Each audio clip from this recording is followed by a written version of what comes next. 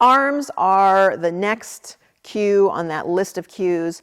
And again, it is a little artificial to pull things apart because you're an entire body, and it's pretty difficult to do something with your arm without also doing something with your shoulders, for example. So at its simplest, if my dog is here and I'm using this arm, that's my inside arm because it's closest to the dog, and that typically means to go forward. Also, my shoulders are typically pointed forward relative to the dog. If I'm using my outside arm, which is the arm that's further away from the dog, then typically also, see how that gets my shoulders rotated almost instantly? You don't want to do this with your outside arm because first of all, your dog will never see it.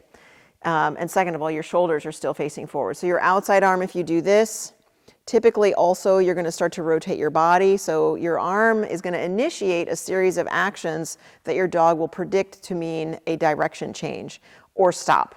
Especially if you do a lot of nose touch to hand. If you start to do this, your dog may think, oh, okay, I should come in here and stop. Or recalls to heel or that sort of thing. So at its most basic, inside arm tells the dog to go forward, naturally speaking. Outside arm tells the dog to come in and or slow down or stop. And we can use that to our advantage, but we also need to know those effects so that we can train against it if we need to.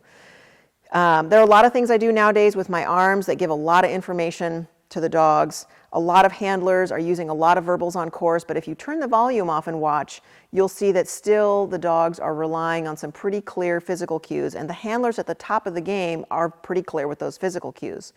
So for example, if I want my dog to go forward to the backside of a jump, or stay on their line, I'm typically going to have kind of a high arm that pushes on the line. I'm not pointing to the obstacle. I'm putting pressure on my dog's future path. Shoulders are kind of forward. If I want my dog to drop in and do a threadle, like a threadle slice, for example, I'm going to drop my shoulder back and rotate. I'm going to try not to rotate my feet because I got to make progress. And if I do this, I know that my motion will pull the dog into the correct side of the jump, but then I lose control over how to take the jump or where to go next. So shoulders back or down, typically bring the dog in. And this is all just on an inside arm.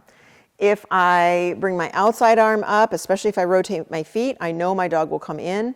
But I want to be able to have my outside arm come up and have my feet continue forward and have my dog come in. And again, nose touches to hand will sharpen this particular response to this natural cue, and it can reprioritize it and bring it up in the list. So these days there's a lot that can be accomplished with arms and shoulders, but you are going to have to do some training to help the dog learn. Don't just look at the legs. You need to look up and see what my shoulders and my arms are doing so that I can do a push to the backside followed by a slice, or a push to the backside followed by a wrap, or a threadle, or also these days with my threadle, if I want a threadle and a wrap, so if I want my dog to come past the jump and wrap, then I'm going to put my arm down and my hand is different. That's a very subtle cue for a dog to see. So this versus this, they really need to learn to watch my hands if I'm going to use those cues as part of my cue combination, because if I'm just using motion alone, motion tells the dog to take this jump going forward.